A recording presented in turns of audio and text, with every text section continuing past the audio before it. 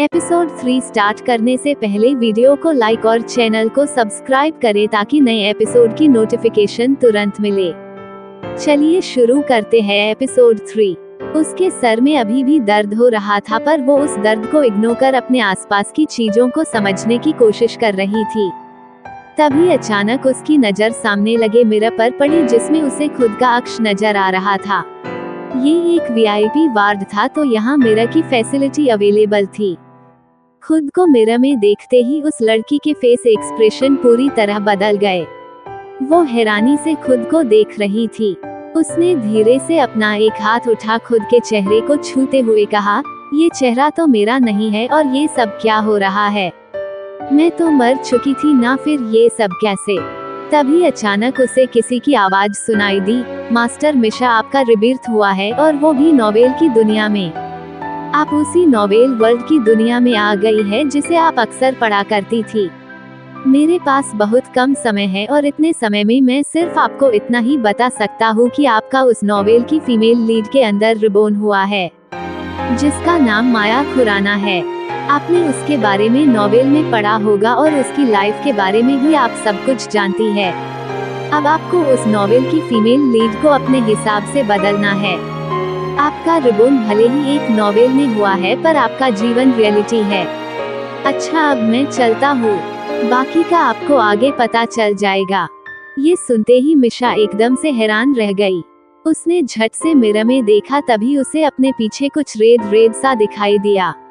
मिशा ने झट से पलटकर सामने देखा, सामने एक डिवाइस खत्म हो रहा था। उसके वायर जल रहे थे। मिशा को कुछ समझ नहीं आ रहा था कि ये क्या हो रहा है। वो बस हैरानी से सामने देख रही थी। देखते ही देखते वो डिवाइस पूरा जल गया, और हैरानी की बात तो ये थी कि वहाँ राख या फिर कुछ भी नहीं था। नहीं, जलने की स्मेल आ रही थी, जिसे देख मिशा के फेस पर भी हैरानी वाले भाव आ गए। कुछ पल बाद सब कुछ शांत हो गया। मिशा ने एक बार फिर मिरर में खुद को देखा और अपने आप को छूते हुए बोली, यही सही, पर मेरा जन्म तो हुआ है और मुझे माया की लाइफ बदलनी होगी। अब से मैं ही माया हूँ और इस माया की माया को कोई नहीं समझ पाएगा, कोई नहीं। बोलते हुए माया के फेस पर अजीब सी स्माइल आ गई। वो वहाँ से सीधा वॉशरूम चली गई। उसने वॉशरूम में आकर सबसे पहले अपना फेस वॉश किया। माया ने मिरर में खुद को देखा। उसका चेहरा बेहद खूबसूरत था, इतना कि कोई एक बार देखे तो उससे अपनी नजरें नहीं हटा पाए। उसकी ग्रीन हेजल आंखें जो उसे सबसे अलग बनाती थी, उन पर गहरी पलकों की छाव और छोटी सी नाक, सुर्ख गुलाबी होंठ, उनके ऊपर छोटा सा काला तिल जो उसकी खूबसूरती में चार चांद लगा रहा था। माया धीरे से अपने चेहरे को छूते हुए बोली, क्या ये मैं हूँ? इस लड़की ने अपना क्या हाल बना रखा था। इतनी खूबसूरत होकर भी अपनी खूबसूरती को इस 2 कौड़ी के प्रोडक्ट से छुपाया हुआ था। इस चेहरे को तो किसी मेकअप की जरूरत ही नहीं है, ये तो नेचुरल ही इतना खूबसूरत है। बोलते हुए उसकी नजरें अपने चेहरे से ही नहीं हट रही थी। माया ने एक गहरी सांस ली और फिर शावर के नीचे खड़ी हो अपने बाल वॉश करने लगी। उसने आधी से ज्यादा शैम्पू की बोतल अपने बाल वॉश करने में लगा दी थी।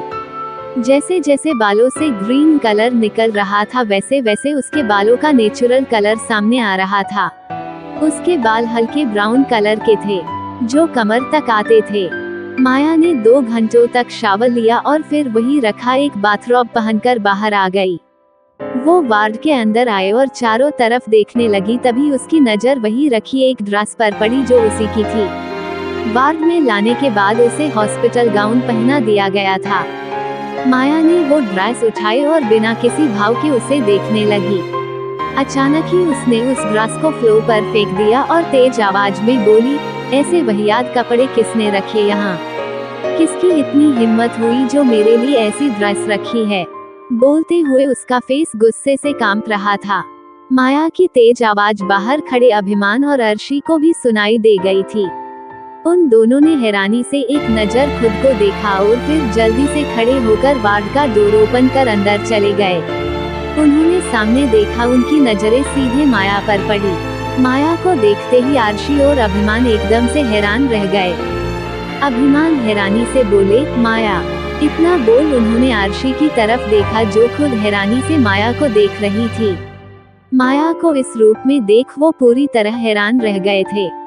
माया पिछले 2 सालों से अतरंगी कपड़े पहनती थी और मुंह पर हमेशा गंदा सा मेकअप करके रखती थी, जिस वजह से उसकी नेचुरल ब्यूटी छुप चुकी थी। पर अभी माया की नेचुरल ब्यूटी देख अभिमान और आरशी भी हैरान रह गए थे।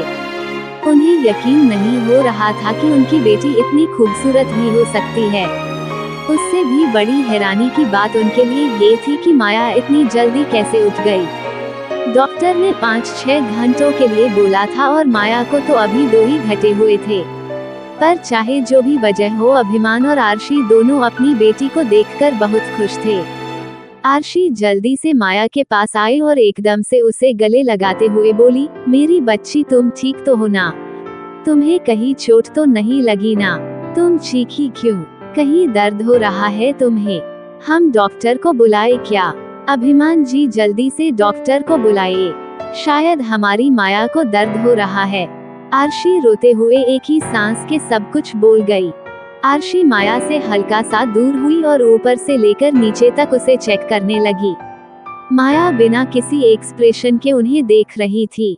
उसे कोई फर्क नहीं पड़ रहा था आरशी को देखकर। That's for it's today guys, मिलते हैं नेक्स्ट पार्ट में। सो फ्रेंड्स, चैनल को सब्सक्राइब और वीडियो को लाइक जरूर करें।